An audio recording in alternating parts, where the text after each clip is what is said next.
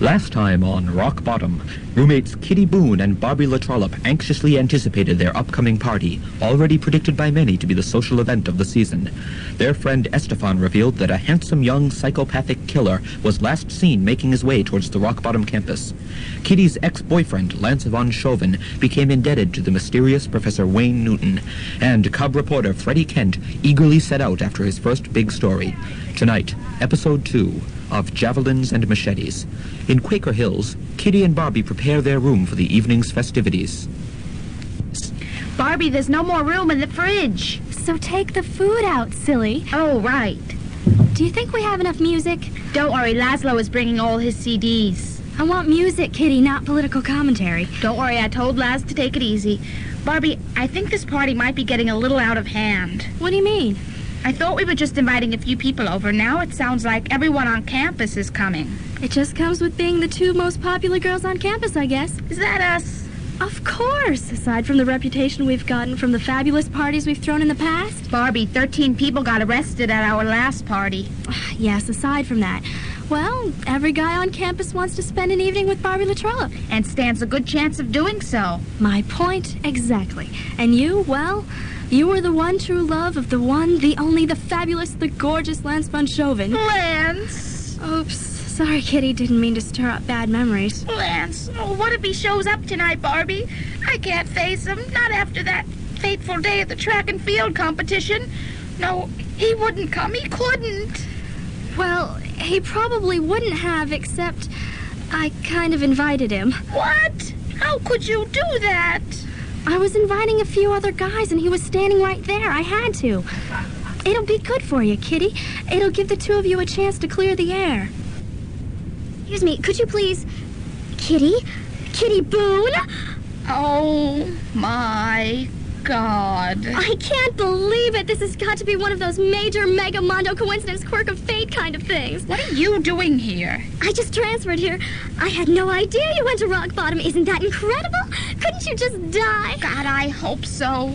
Kitty, it's proper etiquette to introduce one's friends to one another. Oh, yeah. Sorry. This is Barbie LaTrollop, my roommate, Barb. Barb, this is Bootsy Mittens. We went to high school together. Kitty and I were best friends in high school. Why, we were practically inseparable. I remember one year they put us into 2 different English classes, and I just stormed up to the principal and demanded he move Kitty into my section. I swear those academic-type people can be so unreasonable sometimes, can't they?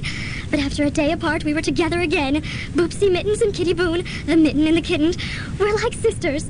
Honestly, Kitty, when we graduated and I didn't know what college you went to, I could have just died. Anyway, that university I've been going to was simply awful. I just went up to my daddy and I said, Daddy, you've simply got to get me out of this awful school. Ivy League or not, the pressure is simply unbearable, and the people are just dreadful, and I simply must go to a smaller school. And he said, but Pumpkin. He always calls me Pumpkin. I say I'm far too grown up for such a childish name, but Daddy refused to say that I'm a grown woman now. He said, but Pumpkin, you've already started your junior year. And I said, I don't care, and I started to pout. Daddy simply hates it when I pout, and he caves in like a house of cards. So Daddy made a few phone calls and pulled a few strings. He's a senator, did I mention that? So he has lots of connections. And he got me out of that awful university and into Rockbottom College. And now, to my surprise, you go here. Oh, Kitty, I've missed you so. We must get together and do the lunch thing. How's tomorrow, say noonish? Well, Barbie and I... Bring her. I have my meals catered, you know, because I can't stand this revolting cafeteria food. There's always plenty extra that I usually end up just throwing away, so there's more than enough for your little friend. Though if you'll take a little friendly advice, Bobby, you'll take it easy on the dessert course. I'll see you then, Kitty. It'll be very... Oh, my, look at this place. Are you two having a party tonight? Well... No. Of course you are. Look at this place. You've obviously cleaned up if this is the messy little Kitty I remember, and it obviously is. Oh, my goodness, is that alcohol? Well, this is an upperclassman dorm, so I suppose it's all right. Though I hope that nobody gets out of control. Well, I wouldn't dream of missing your little soiree. What time should I drop by? Say 9-ish? No, if I know Kitty Boone, then any party she throws would be the social event of the season and would never start so early. Say 11-ish. Well, I'm just across the hall, so I'll pop over when it sounds like things have gotten started.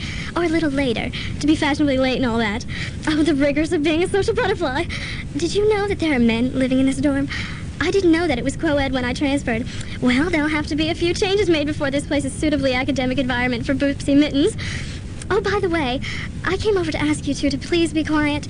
Too much noise in the early evening upsets my equilibrium. Well, I've got to finish moving in. Nice to meet you, Brenda. Toodles! I have some friends in ROTC who could take care of her if you want. Oopsie Mittens was the bane of my existence in high school. She acted like we were best friends and took every opportunity to screw me over. Her transferring here is undoubtedly the worst thing to ever happen to me. Worse than what happened between you and Lance? Lance! Oops. Sorry, Kitty. Maybe we'll get lucky and that psycho Estefan told us about will kidnap her. She'd probably drive him to suicide. Haven't the police caught that guy yet? Nope. There's a big story in the Zenith on him.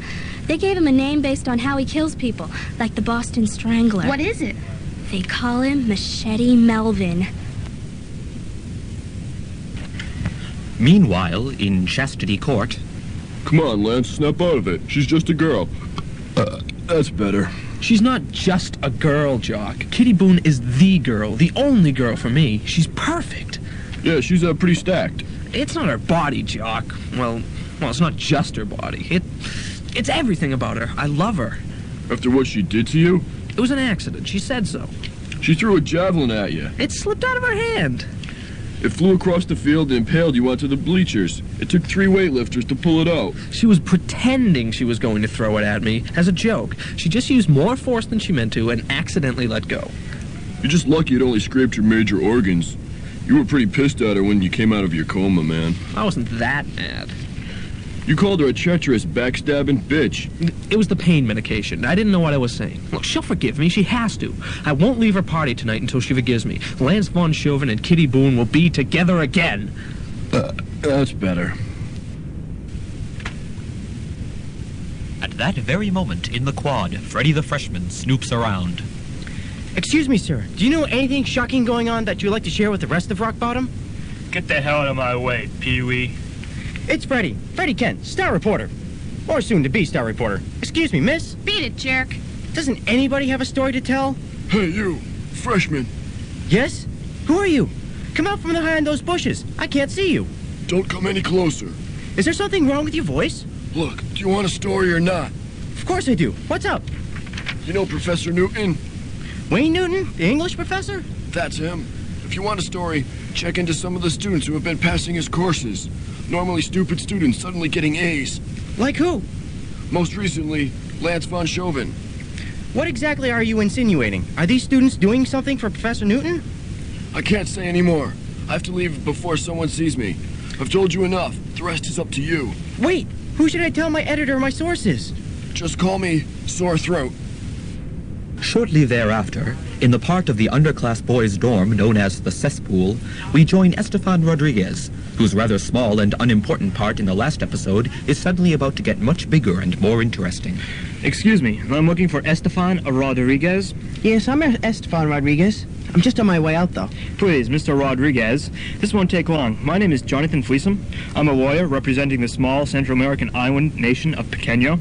Never heard of it. No, not many have. Pequeño has survived through the turmoil of Central America by being the most absolutely boring country on the face of the earth. So mind-numbingly boring that no one in their right mind would want to conquer it. Its only notable feature is that it is the only modern nation still ruled by an absolute hereditary monarchy. Sounds nice. How does this apply to me? It applies to you, Mr. Rodriguez, in that you are the lost heir to the Pequeñan throne. What? You must come with me at once to Pequeño, where you shall be officially crowned King Estefan I. We take our leave now of the rather surprised young sophomore and turn our attention to 2 freshman girls whose parts are far too small to deserve names. Oh, God, why does our dorm have to be so far away from the rest of campus? I hate this long walk. I especially hate having to go through this cemetery. What kind of school has a cemetery on campus anyway? It's so dark already. Does that mean daylight savings time is over, or has it just started? Why did we have to stay so late? Maybe we should have called the campus cops to walk us back. Making this walk every day is a pain. Still, I do so love the community atmosphere of our dorm. Oh, yes, so do I. As well as having our own cafeteria and library. Hey, look, who's that guy up ahead? I don't recognize him. How come he's just standing there? It looks like he's waiting for us. I don't like this. Let's turn back. We're just as far from the main campus as from our dorm now. Besides, the roadblock is up tonight. No psychos could have gotten on campus. Unless they walked. It's probably just that guy who urinates when girls walk by. No, the guys in lower A took care of him.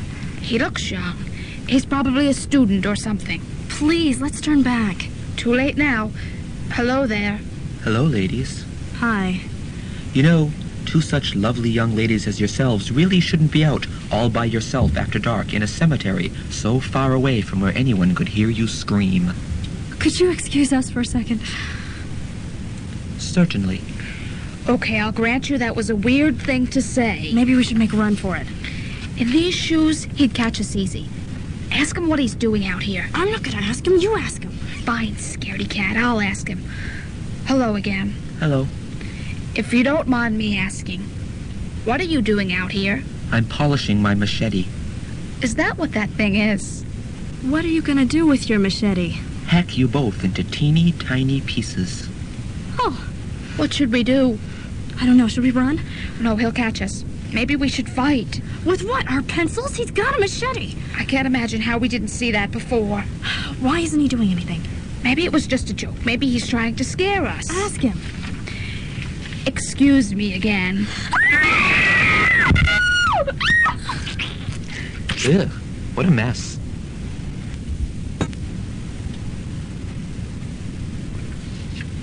Is this the end for the two young girls? Well, yes. But where will Machete Melvin strike next? Will Kitty and Lance get lucky in love? Will Barbie get just plain lucky? Will Jock learn proper etiquette and say excuse me instead of that's better after belching? Will Freddy uncover the truth behind Professor Newton? Who is Sore Throat? Will Estefan prove worthy of his new plot development? Tune in next week for more of Life at Rockbottom.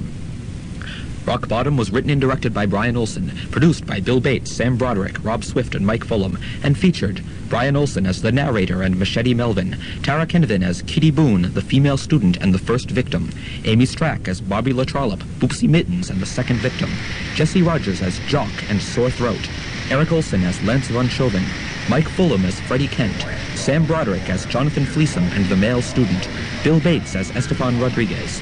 Rockbottom has been a production of The Tomato Heads.